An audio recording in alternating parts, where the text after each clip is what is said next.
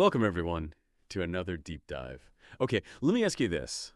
If you're learning Spanish, I've been mid-conversation trying to talk about tomorrow or next year, maybe even just 5 minutes from now, and your brain just stalls. Like, you need a future tense, but which one? Is it will? Is it going to? Something else. It's a super common hurdle. Feels like trying to read a map with too many routes. But imagine getting past that, right? Expressing plans, making predictions, even guessing what your friend's up to right now. But smoothly, clearly.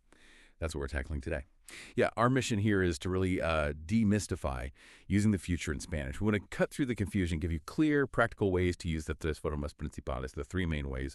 And we'll even toss in a bonus informal one you hear constantly. So we're talking futuro simple, futuro compuesto, and the er plus a plus infinitivo structure, plus that bonus one using the present tense. And just so you know, this deep dive is based on some fantastic material from Dulce over at the YouTube channel, Español con Dulce.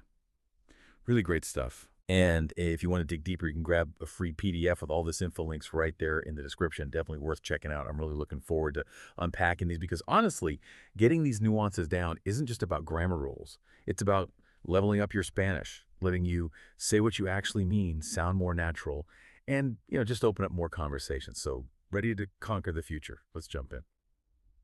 Okay, so first up, the futuro simple. I think for most learners, this is the first one they meet, right? The will-do tense.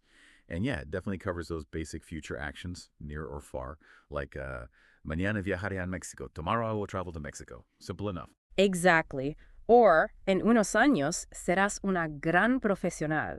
In a few years, you will be a great professional. It sets that future scene. But you mentioned there's a bit more to it, like a hidden function. There is, yeah.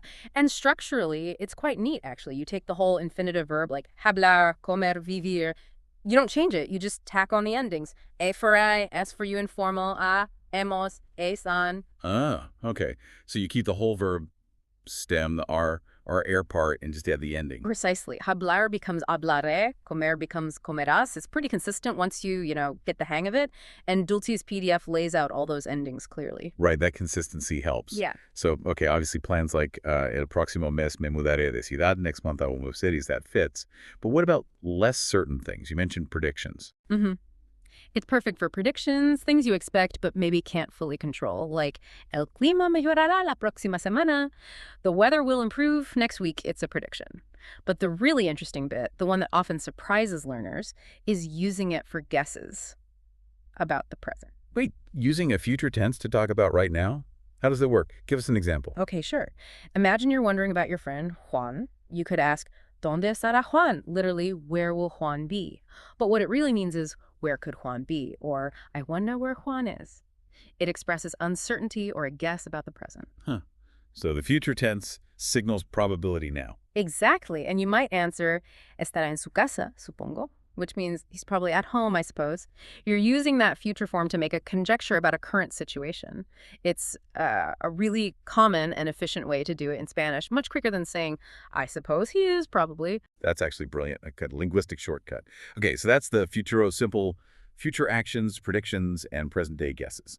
Got it. But what if you need to talk about something that will have finished by a certain point in the future? That feels more complex. Which brings us to the futuro compuesto. Or futuro perfecto. Yeah, same thing. That's precisely its job. It lets you stand at a future point and look back at a completed action. And the structure reflects that. It's compound. Yeah. You use the future tense of the helper verb haber. So habré, habrá, habrás, habréis, habranis.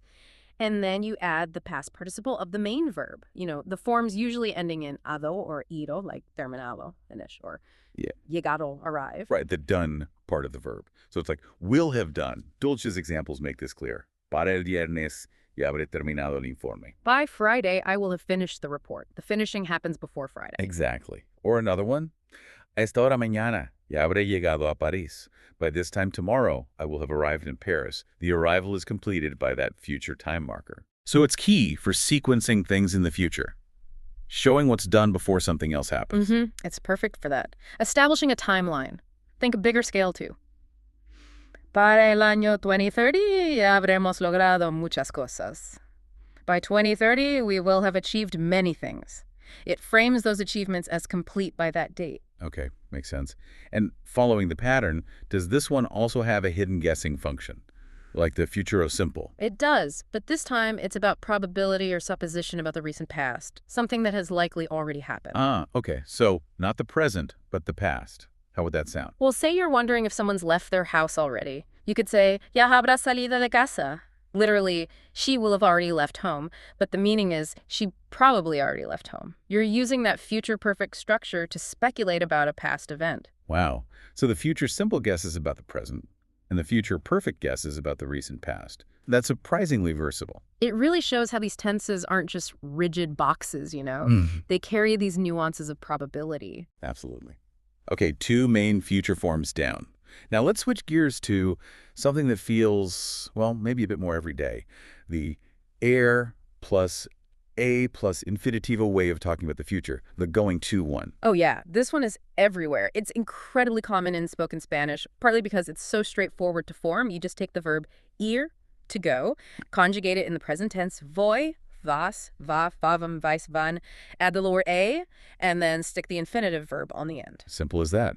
Voy a comer. I'm going to eat. Vamos a estudiar. I'm going to study. It feels very direct. It is, and the examples show that.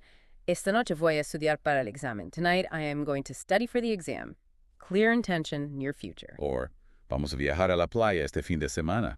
We're going to travel to the beach this weekend. It really signals those immediate plans or intentions. Exactly, that's its main job. Talking about what you plan to do, what you intend to do, especially soon. Mañana voy a visitar a mi abuela.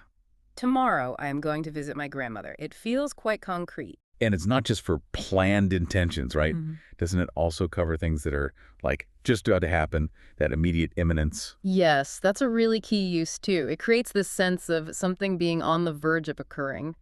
Imagine seeing someone lose their balance. You'd instinctively shout, "Cuidado, vas a caer." Careful, you're going to fall. The falling is happening practically right then. Right. It captures that split-second future. So useful in real-time situations. Absolutely. Its practical use in just, daily conversation is huge. It feels very dynamic. Okay, so we've got the futuro simple, the futuro compuesto, the er plus a plus e plus infinitivo, 3 big ones. But you mentioned a bonus way, something informal but super common, where you don't even use a future tense. Yeah, this is where you see language getting efficient, especially in casual chat. It's simply using the present tense verb form, but pairing it with a word or phrase that clearly points to the future, like mañana, tomorrow, más tarde, later, la próxima semana, next week, el año que viene, next year. So the time phrase does the heavy lifting, telling you it's the future, even though the verb looks like present tense. Exactly. The context makes it future. So instead of the technically correct futuro, simple, mañana viajaré a Mexico. You just hear, mañana viaja a Mexico, using the present tense viajo. Precisely. Tomorrow I travel to Mexico. Or, mañana estudio para el examen. Tomorrow I study for the exam. You hear this all the time in informal speech. That's fascinating. It's like, why use a special future form when the context makes it obvious? Right. It's quick, it's easy, it's what feels natural to native speakers in relaxed settings. Understanding this is actually pretty key to sounding natural yourself. It's less about strict rules sometimes and more about common usage. Such a good point. Sometimes the simplest way is the most common way. Okay, wow, that's a lot of ground covered. Let's maybe pull it together quickly, just recap the main jobs of each form. Sure. So the future is simple. Think general future, predictions, and those interesting guesses about the present, like el año que viene viajaré a Europa. Next year, I will travel to Europe. Then the futuro compuesto or perfecto, that's for looking back from the future, actions completed before a future point. Para mañana ya habré terminado la tarea. By tomorrow, I will have finished the homework. Also, guesses about the recent past, and ir plus a plus infinitivo. Your go-to for immediate plans, intentions, things right around the corner or just about to happen. Este fin de semana voy a visitar a mis amigos. This weekend, I am going to visit my friends. Plus the bonus informal way. Present tense plus future time word. Mañana trabajo. Tomorrow I work. Exactly. Getting these distinctions really helps you choose the right flavor, the right nuance when you're speaking Spanish, moves you beyond just, translating word for word from English. Definitely. Okay, so here's something to maybe think about as you go forward with your Spanish. Start actively listening for these different future forms. When you're hearing Spanish music, podcasts, maybe shows, conversations, try to notice which future form are they using and why that one in that context, and then maybe try playing with them in your own practice. Which one do you usually default to?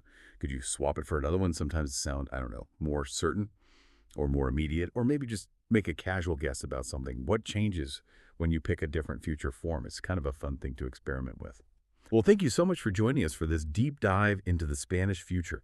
We really hope this cleared things up a bit and gave you some solid ways to talk about what's coming up with more confidence. Keep listening, keep practicing. It really does make a difference. And one last reminder, don't forget to check the description for that link to download the free PDF from Español con Dulce. It's a great resource to keep learning. Hasta la próxima.